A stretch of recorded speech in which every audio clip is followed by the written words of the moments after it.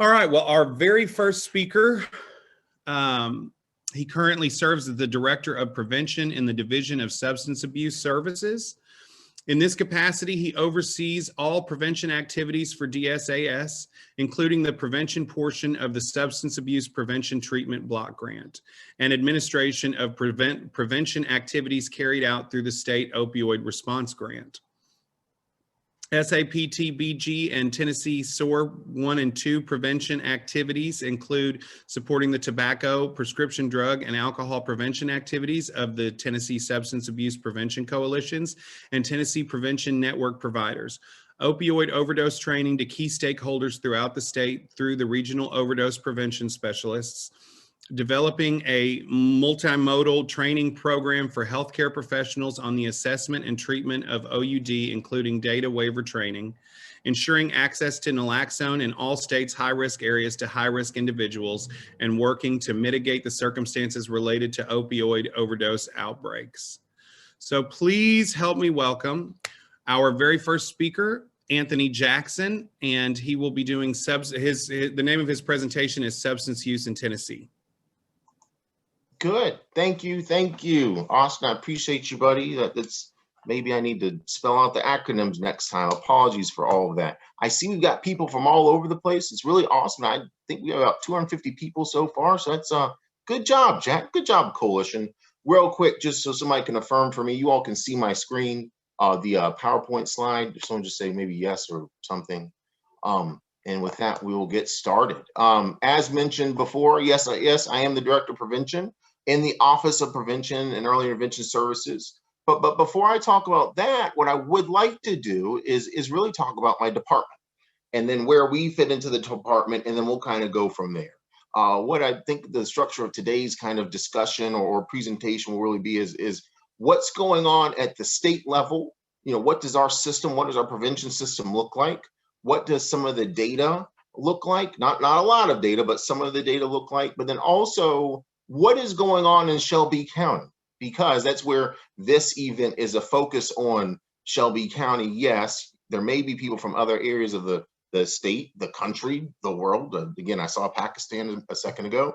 But today, what I want to really say is hey, here's what, from the Office of Prevention perspective, we have going on in Shelby County. And what I would like everyone to do is really, as I talk about these programs, if it's something you're more interested in, you could definitely follow up with me. If it's something you're like, oh, wow, I'd like to be involved in that. Yeah, I think a lot of what my office does, what we do at the state level is work to bring together community partners just like this. I mean, this is an impressive thing where you bring together this many community partners. So with that, I will get started. So first, my department. Well, what does my department, what is our mission? What is our vision? So just real quick, you guys, I'll read this off. I promise I won't read a whole lot off as I go through my presentation, but what's the mission? Creating collaborative pathways to resiliency, recovery, and independence for Tennesseans living with mental illness and substance use disorders. Okay, so when you read that, you might say, well, you're the Director of Prevention, Tony. Where's prevention in there? And then others people might say, hey, I know what the answer is for either group. Good, it's okay. Resiliency, that's where we are in terms of prevention. I always say, and I learned it from somebody way back when, that really what's the point of what we're doing here? What's the point of what Jack and the Coalition are doing? What's the point of the University of Memphis Tennessee Prevention Network program?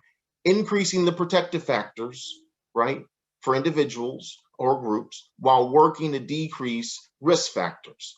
Guess what that is? That is resiliency. That's the ability for someone to be, to confront something and be able to handle it in a way in which they need to in a given moment. So I joke and say, hey, we're the first ones in the mission. Right. But that makes sense in terms of where prevention is and the role it plays. Real quick on the vision, a state of resiliency, recovery, and independence in which Tennesseans living with mental illness and substance disorders thrive. And so, again, you can see how the mission flows into the vision. If you work to complete these activities in the mission, and again, I look at resiliency as, oh, wow, that's my part of the mission. That's what I try to hold up. How that flows into the vision. So going from there, let's talk about some evidence-based prevention. I know everybody's excited about that. What is prevention? Well, it's more or less a way to prevent It's a way to predict what's going to happen and prevent things from happening. I think the biggest thing with prevention is you'll notice this says, prevent prospective negative consequences from occurring.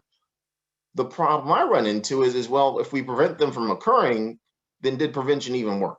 And so that's something that is an ongoing thing where we work to prevent from happening, but then it doesn't happen. So it's kind of that almost chicken and egg type thing where we have to kind of keep on working.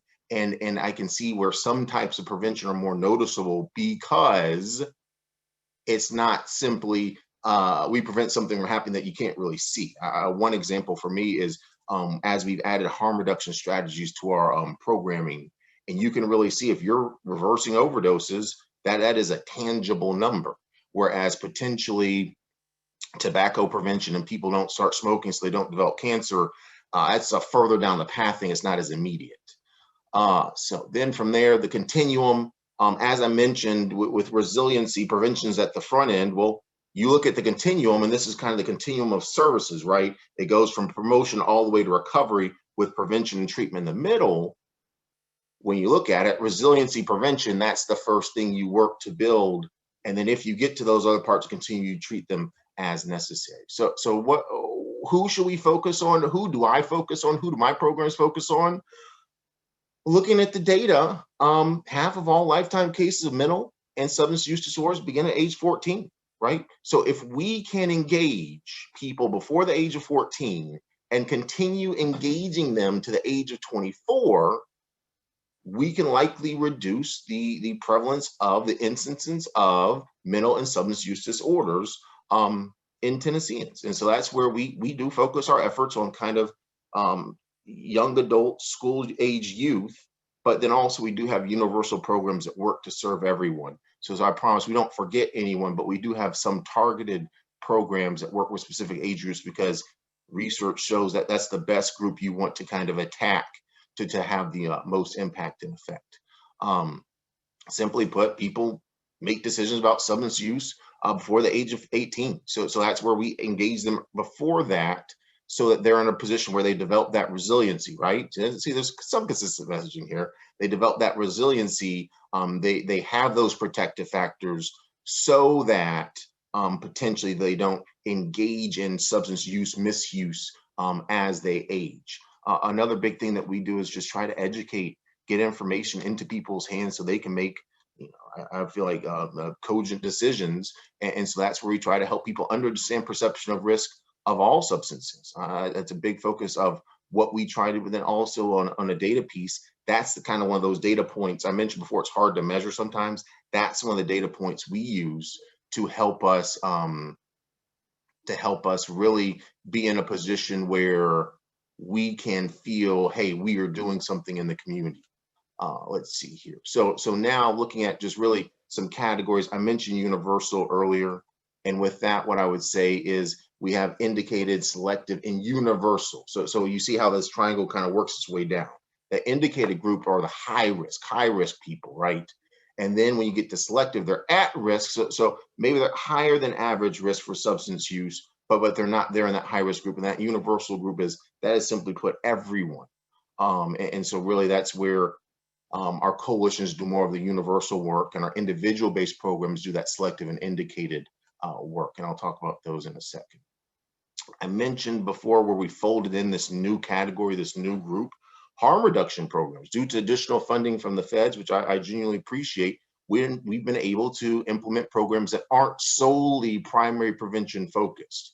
And so with this, simply put, harm reduction policy models are alternative to drug-free only campaigns. And with that, it's not necessarily saying that, oh yeah, hey, drug use is just this great thing, but it's where you recognize that, hey, someone might not be in a position to engage in treatment. They might not want to, they might not be willing to, it might not be of interest to them at this point, but they're also outside of that point of primary prevention, right? So if I were to go back to that kind of fan shaped thing or half fan thing where you could see, hey, they're not in that treatment part, they're not in the prevention part, where are they? What we're really trying to do is provide them support and try to provide education, provide information if they are engaging in substance use. Because really, when you look at it, it's a very controversial topic. People may think, hey, you're endorsing substance use, but then I also say to people, hey, well, if an individual has passed away from an overdose, um, I can't treat them. I can't give them any services. I genuinely can't help them. And so that's where harm reduction puts us in a position where we can continue to engage, continue to support people as they're on their pathway to recovery, because I think everyone is on a pathway to recovery of some sort. From there, let's talk about our individual population programs.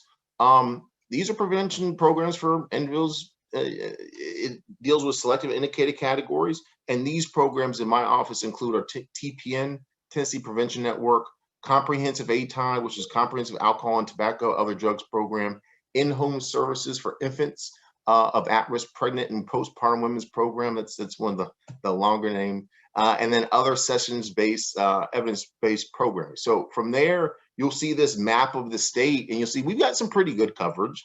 Not every single county has a program in it, but I would say every county can access services. Okay, that's a big thing. Just because you're in McNairy does not mean you couldn't receive services in Hardman or Chester or Madison. But specifically to Shelby County, I want to skip, I'll go back in a second. We've got Pyramid, Shelby County Schools, and University of Memphis who receive primary prevention individual-based programming funding. So let's talk about TPN. I'll give specifics about those programs in a second. So with TPN, what we want to do, delay the onset of substance use and substance use disorder, reduce illegal use of substances, reduce the prevalence of negative consequences associated with substances, and we have a primary prevention focus, okay?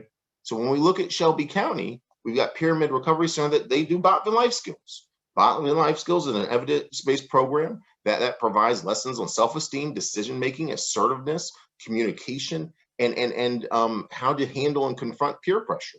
So you'll note as I read through this list, I've mentioned that resiliency piece, and I mentioned protective factors.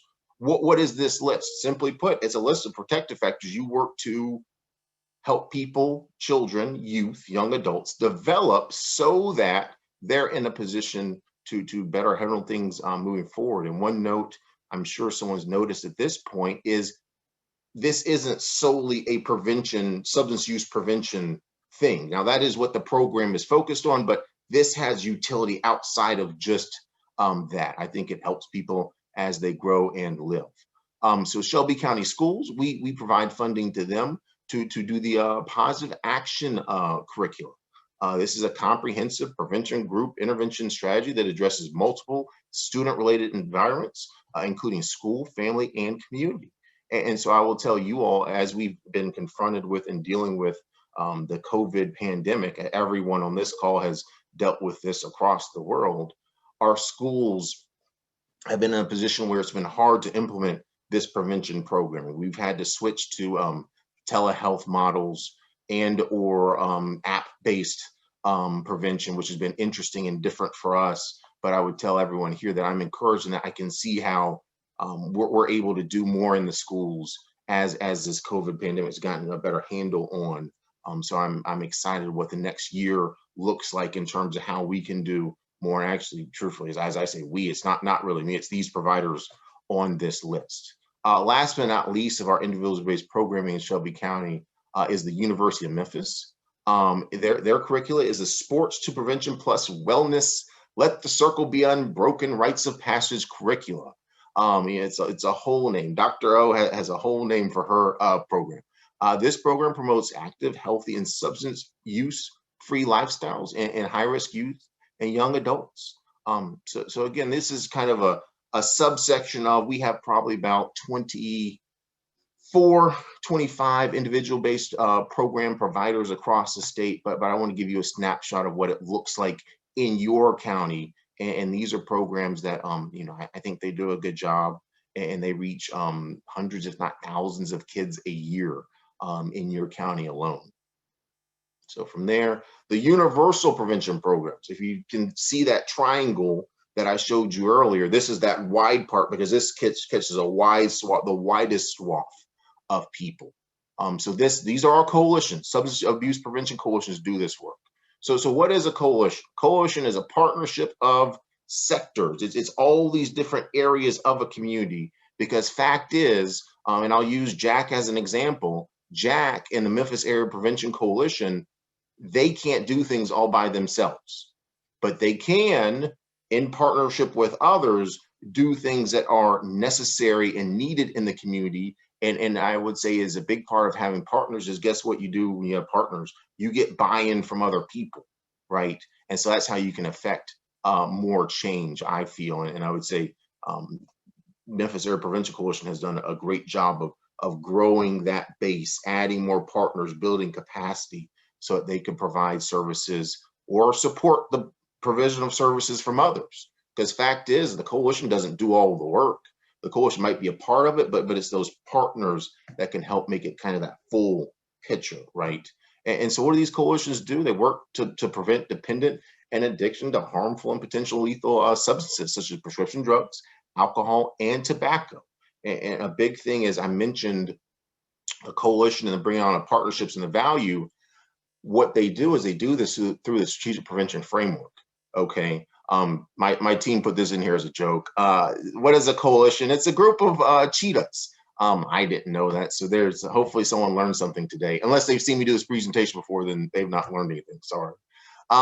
So what's the SPIF? Real quick, if you look, it's this fan. Hey, this is my second fan on here today. It's this fan-like picture where you have all these pieces that once kind of put together and really held together by the sustainability and cultural competence, provides a comprehensive plan for a community and allows for activities that are effective and useful to be implemented. So as we talk about the SPIF, what is it? It's a planning process. That's really all it is. It's an evidence-based planning process that has steps that provide, that helps you tick all the boxes so you're effective as possible. The effectiveness of SPIF begins with a clear understanding of the community needs. How do you know what the community needs? Your partners, right? Your partners help you understand what the needs are. Doing a needs assessment helps you understand what the needs are. And going from there, that's how you're effective. If you don't have partners, if you don't do an assessment, if you skip one of these 5 steps or don't have your SPIF built off of sustainability and cultural competence, guess what? You're not going to have an effective coalition. You're not going to have an effective plan. There may be gaps. You may be reaching the wrong people or delivering the wrong message. And so that's where the SPIF plays such a big role in ensuring that the work that's being done makes sense and has value. That from there, let's see, coalition program goals. So what do coalitions do? They coordinate and implement substance abuse prevention and environmental strategies within the grantees' communities. What do they address? So with our funding, our focus is really threefold as it stands right now for our block grant. Okay, it's around drinking, tobacco, and non-medical prescription drug use. How do we arrive at these goals? Looking at the data, realizing that kind of tobacco was that cornerstone for our work in terms of requirements of our funding, and then also looking at substance use in the state. Then going from there, identifying binge drinking and prescription drugs as kind of the most needed areas of our state. I would say people may disagree with, oh, wow, no, we have a bigger issue here, a bigger issue here. What I would say is when we're looking at this age group specifically, these are 3 of the kind of major issues, questions, concerns we have. I will make a note to anyone that wants to correct me. Oh, hey, marijuana is a big issue for this group as well. You would be correct. But then when looking at our funding and programming and what we can do right now, this aligns with kind of the expectations of our funder. I would say we're looking at how we can do more prevention around marijuana. And I'm hopeful that we'll be able to fold that in relatively soon. So I say more to come on that. So what does our coverage look like when it comes to coalitions? We fund 46 coalitions across the state. What I would say is, just because I show you this map and say we fund coalitions across the state, there are coalitions that aren't funded through the department. They seek out other funding. Maybe they have local funding, maybe other federal funding. The coalition funding isn't just restricted to the Office of Prevention. Anyone can get funding to do a coalition. Also, there may be other coalitions across the state that aren't substance use focused. They might have other focuses in their community based off of need. But then obviously I'm biased because, hey, my funding is for substance use prevention. So that's where I will say, hey, this is what I know about, but there may be more out there. So let's talk about what MAPC is doing. So what does universal prevention in Shelby County look like? One comment I'll make real quick is, Jack, I know this isn't everything you guys do. It's just 3 good bullet points. If you want to chime in and say more, you can, but these are some that I think frame a good picture of what they have going on. So one thing is they work with local health department to implement quit smoking policies and treatment centers. So you see how that aligns with that tobacco goal, right? They partner with MAD to deliver online training to parents talking about alcohol use. That aligns with the alcohol piece, right? And then also they participate in Take Back Day. We actually have a National Take Back Day coming up towards the end of April that I think they've got a big event for. And that's one of those things where you see how these are just examples of some activities. Truthfully, they likely do hundreds of activities over the course of a year. But I felt like this gives a good breakdown of what they do in each of those goals. And what I'll say to everyone here is, as I mentioned each of those goals, I mentioned the SPIF. They have an implementation plan for each of those. So they have an implementation plan for tobacco, an implementation plan for alcohol, an implementation plan for prescription drugs, so that they have thought about what they're going to do, and it makes sense for their community. And it's an ongoing thing. You don't just make a plan and just run with it forever. You evaluate that plan and make sure it makes sense, because things change, right? So next, what I'll say is looking at some data in the state. We've seen changes, which is good. Since 2011, 2012, when the National Survey on Drug Use and Health Data was recorded, we've seen pain reliever misuse decrease by 50%. We've seen tobacco use decrease by 38%. We've seen binge alcohol use in the past month decrease by 26%. Now, will I say all this is because of TDMHSAS funded coalitions? No, there's no way that I can say that and be even remotely fair to efforts that are going on across the state. But what I will say is it has been due to the work of coalitions and other prevention programming in the state that we have seen these decreases. And truthfully, I hope to continue to see these decreases, because I think it's a whole of community approach. It's not just one piece, it's a lot of different pieces. But what I would say is I feel good about what we're doing when we see these data shift like this. And these are the things we are focusing on as a division, as an office, and then from a program perspective. So then the Higher Education Initiative, this is another one of our universal programs.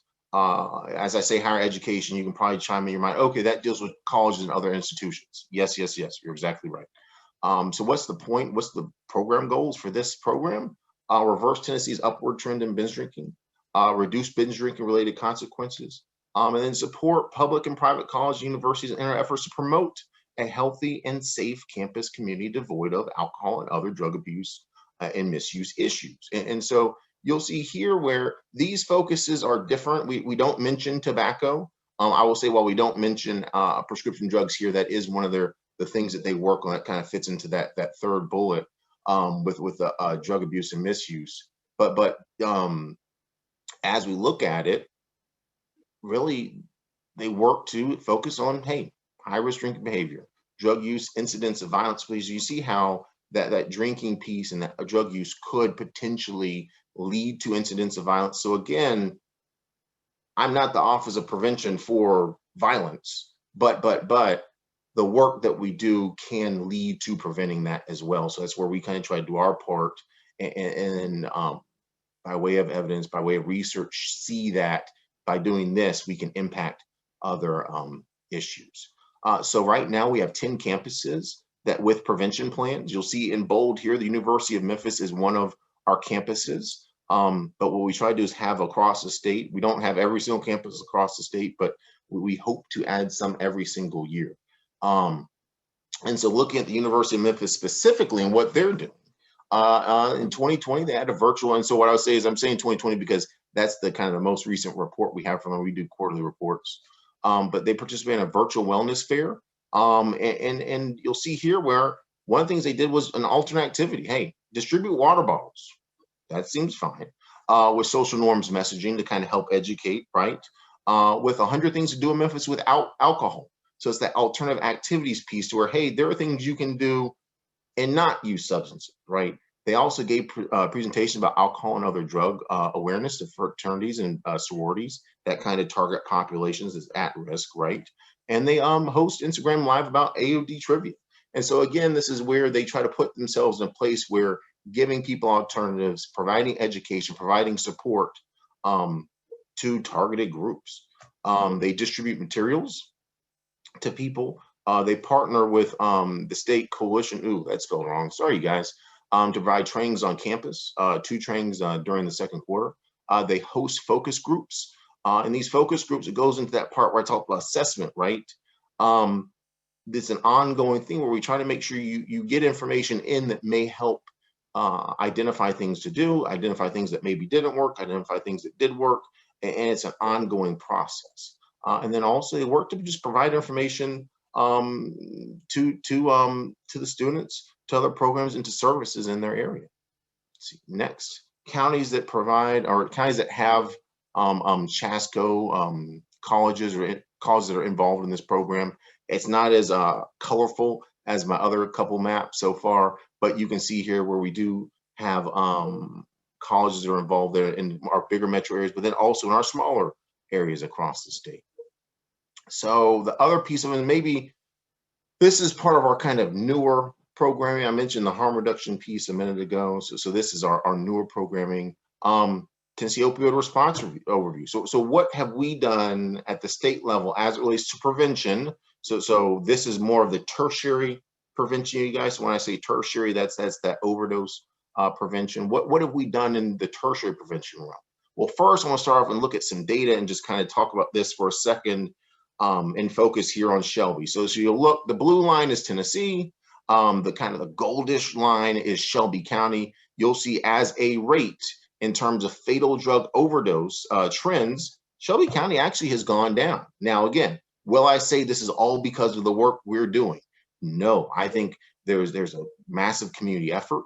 I know that the Department of or the health department in Shelby County has convened a group of different groups of people, treatment agencies, prevention agencies, fire, rescue, police, all this, so they can kind of coordinate their efforts. But what I would say within all this is that seems to have worked. The rate has gone down. Now, I will say, you may know, oh, well, this is 2018, Tony. What about 2019? What about 2020? You're right. I'm not sure. I think we're going to run into a tough compare coming up, given what COVID has done to the system and done to the state. But I would say pre-pandemic, we were seeing some positive effects. And in fact, Shelby County is running cooler than the rest of the state when it came to overdose deaths. Looking at non-fatal overdoses and inpatient, from an inpatient perspective, again, Shelby County, the rate is lower in Shelby County than Tennessee. So again, it's one of those things where, hey, what you're doing in your community is having a bigger impact than what the state is doing, but then there's always room to do more. And we think this program is a part of that doing more piece. So going into it, what have we done? What have we done as it relates to the opioid response?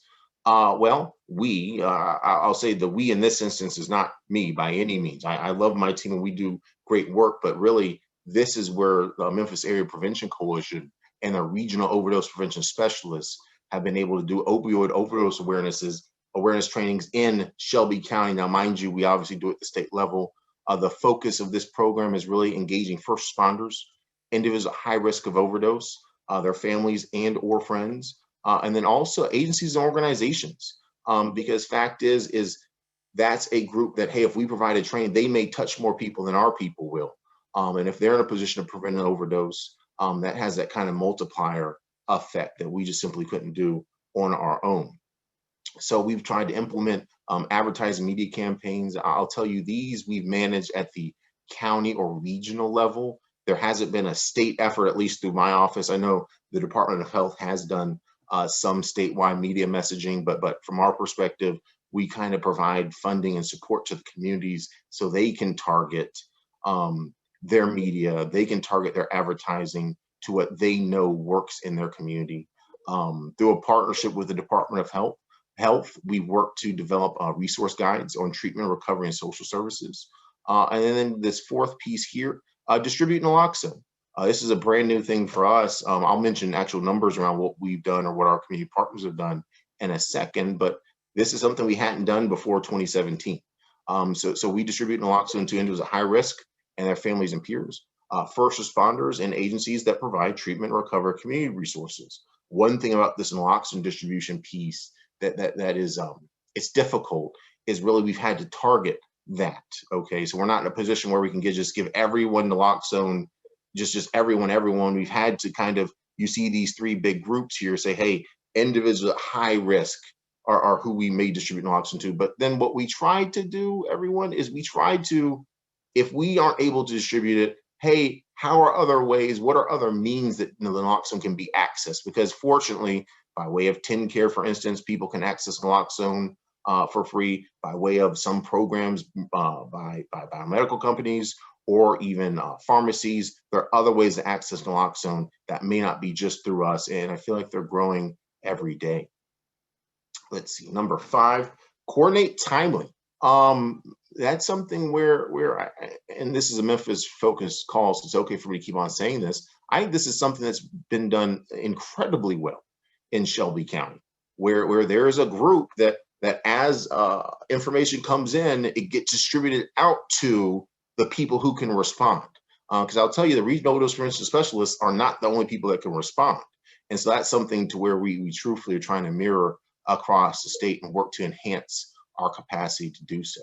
Another thing that we do is train healthcare professionals and students to assess and treat OUD, because that's where you can engage that group and put them in a position where they know more about naloxone, they know more about treatment options, they know more about the opioid epidemic in of itself, so that as they progress in their professional lives, they've learned about, or they have a good background in opioid use disorder and really what the role they play. Also, what we've done through some of this funding is increase access to MAT, medication-assisted treatment, by way of emergency departments, rural areas, and recovery course, just to name a few. So looking at a map real quick, you guys see I love maps because it really shows me, hey, here's where all your programs are. What we've done for the Regional Overdose Prevention Specialist Program is divide the state up into 13 catchment areas or divisions. This comprises of 20 to 24 ropes. We have kind of a range there because it can kind of fluctuate a little bit. And sometimes we have some part-time and or full-time people, and that shifts a bit. So we do that range to kind of make sure we're telling the truth in every moment. And you'll see these catchment areas, they probably look odd and may look like catchment areas you've never seen before. It's because we use data. We use overdose data, fatal, non-fatal. We use treatment data around opioids and other substances. And then also we use data from providers to really identify what was a reasonable area that we could have an impact in, but then also not overreach, overstep or have too much to take on to where it was unmanageable. So what we did here is really let the data help dictate what we were going to do and target our efforts. So what do the ropes do? What are the key goals of the ropes?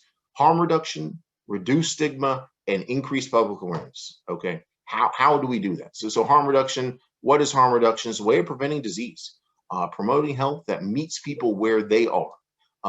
Fact is you can't get people if you only make efforts to have people come to where you are. You won't be as effective as if you're working with them, make them feel valued because they are, and meet them where they are and support them as they work towards that pathway to recovery. Because simply put, not everyone's ready to stop drug use. And so then, okay, if that's the case and that's a fact, then what are the scientifically proven ways of decreasing their risks? Okay, so that's MAT. I mentioned that before. That's naloxone, that syringe exchange, syringe service, SSPs actually in our state, syringe service programs.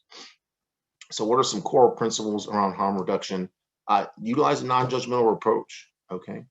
Realizing it's an incremental process. It's not gonna be a light switch. It's not a 1 or a 0. It's a pathway that has many maybe off ramps, but realizing it's a process that if you pursue, it's better than not pursuing. Truthfully, focus on enhancing quality of life. Work to recognize social factors. Can make it difficult, and so know that again, I say this, and I think it makes sense to me. It's really non-linear. Okay, there are these things that can potentially derail or get you off the path. So knowing that going into it, and being fair. I mean, the thing we say about treatment is relapse does happen, but it's what do you do afterwards, that really matters. Then also empower individuals who do use substances. Because fact is, this empower piece, I hope no one shrieked when I said it that way, but this empowering piece is helping them understand that, hey, they are the person, they are the primary agent who can reduce the harms of their drug use. The ropes do a training, but the ropes aren't with people every single day, all day. So really, it goes back to what I mentioned before, that resiliency, right? And that helping people develop some protective factors, okay, to help decrease the risk factors. Again, I have basically one phrase that dictates almost everything I do. Makes it easier, I guess. So another goal is reducing stigma. So how do you do that? And I will say this is one slide. We have a whole presentation on this. The ropes do it, and also I know our friends in the Ending the Syndemic program have developed some documentation around stigma in the language we should use. And if anyone's interested in these materials, please, I can definitely connect you with those. But how do you reduce stigma? You do away with labels. You use first language.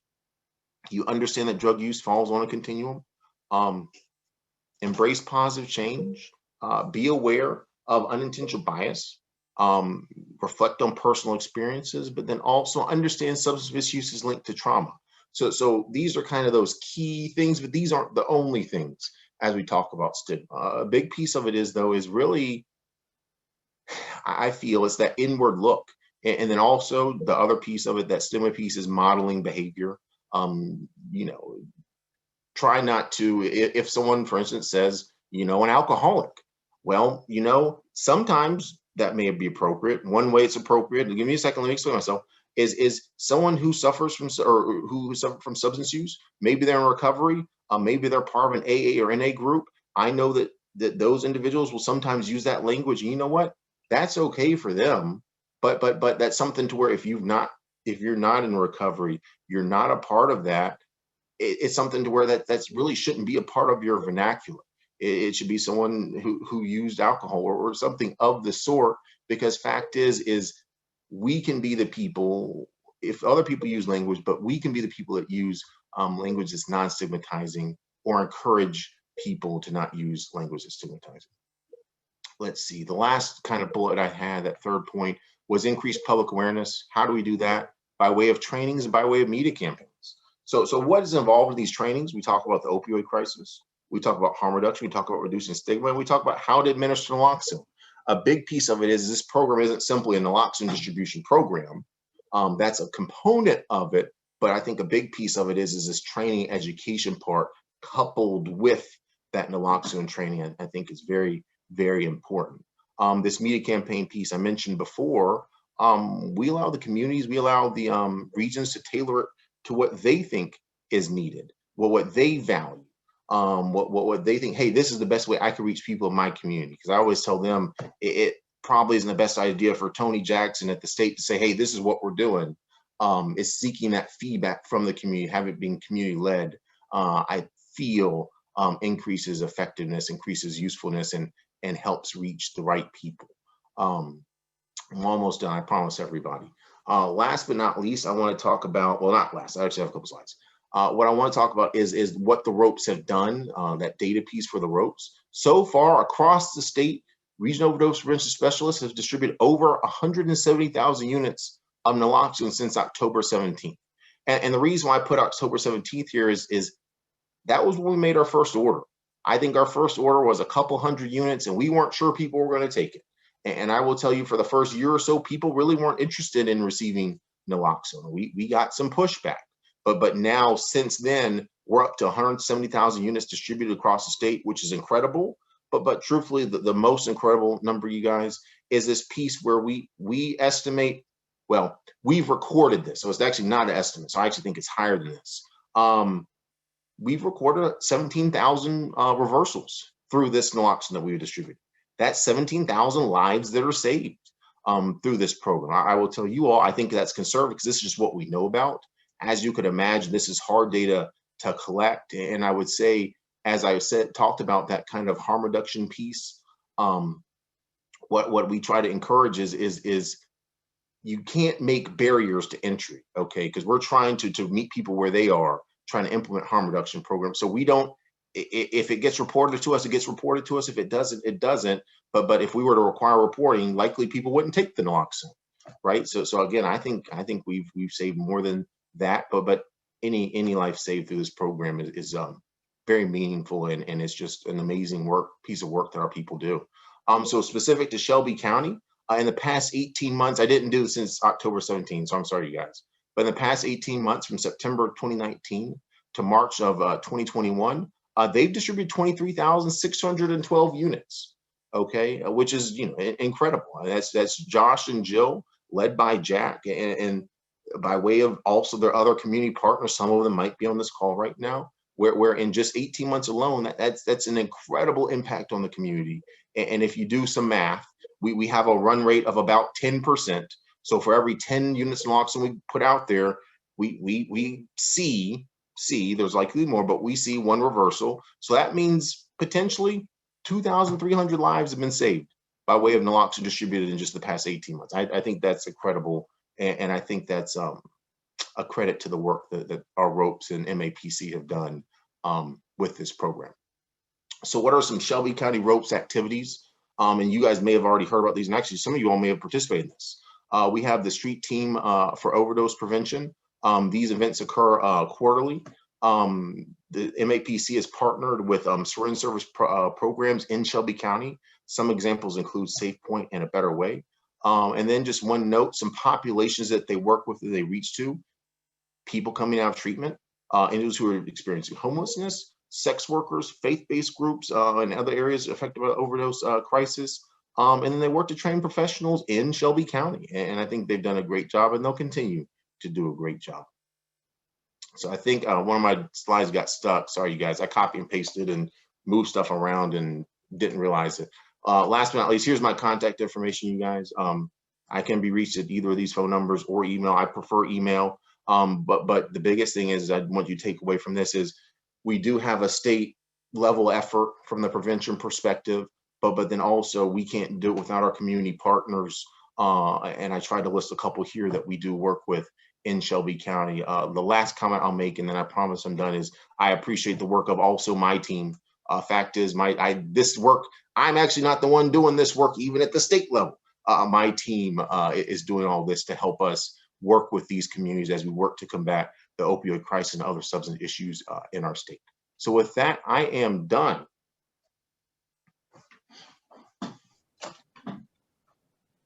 Wow, thank you so much to Anthony Jackson. What an amazing presentation.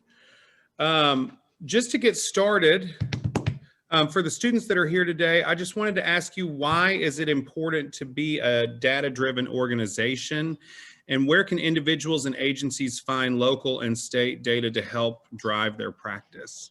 Sure, you know, it's from all over. And that's where one thing I did not have here was our student survey, but I will tell you that data piece, at least as it relates to data that our Department of Health collects, because that's not my department, but we have incredible partners there, and I bet you some are on right now. So hey, you guys, one of the things is they have a ton of dashboards, okay, and then they've really, I would tell you, it's been incredible how this has kind of grown in the past couple years, where they started with, they've always done reports, right, static reports, but now they do data pieces, that dashboards where they're really flexible. One example is I pulled this from this link right here, tn.gov/health/health-programs-areas and PDO, so on and so forth. And so what I would say is the Department of Health, my boss says this, so I say it just like Taryn, they're our CDC for the state, right?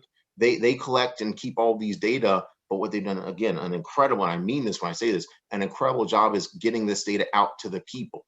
And so while this is overdose deaths in Tennessee, they've got dashboards on prescription drugs, They've got dashboards on hospital discharges. And then also they do reports. I read through one of the reports, I think Kate Durst and that team from OIA worked on, where it's this document that has all these data about what's going on in the state. And while my focus is prevention and around substance use, they have a fair amount of data on suicides and other health related data in our state. So that's one piece of the data, at least the state level. Another piece, I didn't do it today, but we actually do a student survey with 10th or 8th, 10th, and 12th graders across the state every 2 years. So that's also something where we get regional data, and that's available on our website. And if anyone wants any specifics, you can shoot me an email, and I might just forward you to a link or to the people over at Health that know more about this data than I ever will. Great, thank you so much. And just to let everybody know, if you have any questions, please open the Q&A box and type them in. Our first question is from Caitlin, and she wants to know, this is kind of a multi-tiered question. How do you determine which youth/young adults are high risk? Also, for programs in Shelby County School, how often is this issue addressed? Are there lessons or assemblies that all students attend, or are the programs only specific for students? Sure. Caitlin, right? No, Kate, that's a good question. So yeah, how do you determine if they're at a certain risk or not? Well, I will tell you that that's managed at the provider level. And what we do is a couple different things. We use the craft as a way to kind of assess need, but then also they have other surveys or assessments they do at intake where they identify that and then work to identify what's the best program or best types of services to deliver. I pulled this slide up so you can kind of see how these are those populations that you mentioned, kind of the high risk. Those are people who are engaging in high risk behaviors to prevent, and our goal is to prevent heavy or chronic use. And so that's where we assess for and identify, oh, wow, hey, they are engaged in these high risk behaviors, right? So that's kind of where, by way of kind of surveys and assessments, that we do that. In terms of assemblies and whatnot, truthfully, if you've been to one school, you've been to one school. They're all different, right? I say that for a lot of things, but that's where these schools, they do these programs. And I would say some of that is more managed through the Department of Education than my office, because really we work with the community providers who may do this, but I do know the Department of Ed also has programs, and also they're expanding them currently to implement these things in the schools. Did that kind of, Austin, do you feel like that covered the question, or did I miss? Yeah. No, that's okay. Great. That covered the whole thing. Somebody else wants to know, what is Drug Take Back Day? Sure. What is Drug Take Back Day? Yes. Drug Take Back Day happens twice a year, but I will say, while it happens twice a year, it's actually an ongoing thing. Real quick, kind of to start off, in the past couple of years, by way of a partnership with the Tennessee Department of Environment Conservation, Kathy Glappa and her group, she's the one I know, but I know there are other people doing the work. They and us and community partners have worked to place permanent drug collection boxes across the state. We went from having, I don't know, maybe like 60 or so a couple years ago. We have 330 plus across the state, and every single county has a box. Okay. So what's happened is now the DEA has a National Take Back Day in October and April of every year. Last year it was obviously canceled because of the COVID pandemic, but in October and April of every year, where it's a coordinated effort. Now, mind you, those boxes are open every single day. You can drop something off as long as they're actually open. You can drop a prescription drug or something that, hey, I don't need this. I've cleaned my cabinets out, and where do I put it? I shouldn't flush it down the toilet. Oh, I can put it at my local sheriff's office and drop it into the box. But this Take Back Day that happens twice a year is a coordinated effort through the DEA, where they basically sponsor it and encourage people to, hey, drop your drugs off on this day. And so I will tell you, across the state this year, I think we looked at it the other day, and I think Jennifer told me we have at least 50 to 60 activities registered now. And mind you, the Take Back Day is in late April, where people will be able to kind of take back their drugs, and there may be law enforcement there that they have to kind of, I guess, guard it or protect it or supervise the disposal piece of it. But really, it's just a time where people can drop unused, unwanted drugs off in a way in which it doesn't harm the environment, and a way in which it decreases access because, I talked about that increasing protective factors. You know how you increase a protective factor? Decrease access to substances in the home.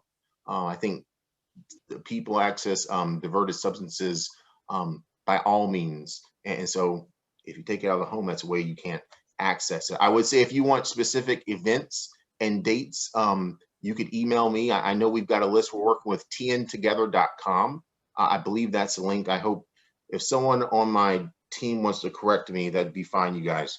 But I think it's tntogether.com, and there's a list of activities there. And I know we're working to update that daily as events come in. Yeah, Kate actually just posted a link, so Oh, thank you. yeah, Kate Faulkner. Yeah, see that they know that they need to help me as much as possible, and I genuinely appreciate them. Sure thing.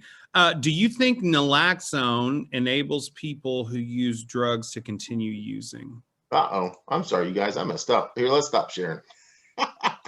You get to see my chat box from today. There's nothing over there. I'm sorry, Austin. Ask me again because I was distracted.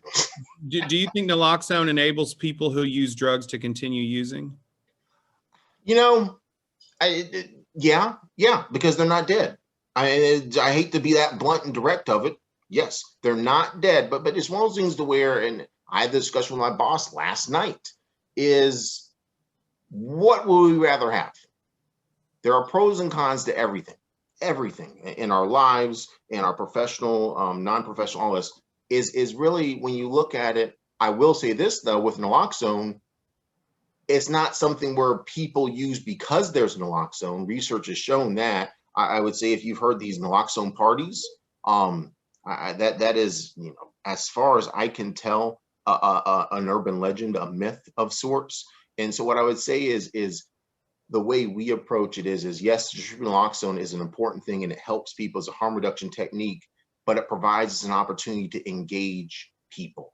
It provides and that's why we don't just give naloxone out. What we do is we couple it with that training piece. We work with partners who also do that support. I mentioned we provide naloxone to SSPs, the syringe service programs across the state. I'll tell you this, they do an incredible job of providing that support, helping provide resources, provide potential linkages to treatment that truthfully, if someone passed away from an overdose, you wouldn't be able to do. So I feel like that maybe is the way I wanted to answer the question. I'm not sure if it was the way it was asked. That's a great answer, actually. I love that. Caroline wants to know, is it difficult to create age-specific and age-appropriate material for the prevention efforts in elementary and middle schools? Sure. Caroline, right? So I would say it is, but that's where what you have to do is leverage things that have already been developed. If you saw at the beginning of my presentation, apologies, I just kept on scrolling, so it went away. If you saw at the beginning of the presentation, I mentioned evidence-based prevention. That's where there are some materials that have already been developed that have been proven to have efficacy. There are resources or partners who have these evidence-based programs. So a lot of it is relying upon them, relying upon federal partners to make sure what you're doing makes sense and it has efficacy and it is evidence-based, truthfully. So that's kind of where, yes, it's difficult, but what we try to do is not reinvent the wheel or come up with something whole cloth. Leverage federal partners, leverage other community partners who have done that evidence-based process to identify things that will be effective and useful in a given community or setting. Okay, great. And you know what? That wraps up our time right now, but it has been so great getting to hear your opinion on those things and getting to hear that presentation. I really, really appreciate you taking time out of your busy schedule to be here with us today. I appreciate you guys. I'm excited for today, and I read through the agenda. This whole thing has been packed, and I know Jack and everyone. Jack's not the only one, but he's the person I know. I know you all have done a great job of planning this out, and I know my team's excited about everything that you all are doing. And again, I will say this is if anyone's interested or wants more information, you can definitely send me an email or my team an email if they've reached out, or Jack even, and we can go from there. So thanks everybody. I appreciate you guys. Y'all have a great day. Thank you so much, everybody. Please put a hand together at your house or wherever you're at for Anthony Jackson. We really appreciate you. Bye, you guys. Bye-bye now.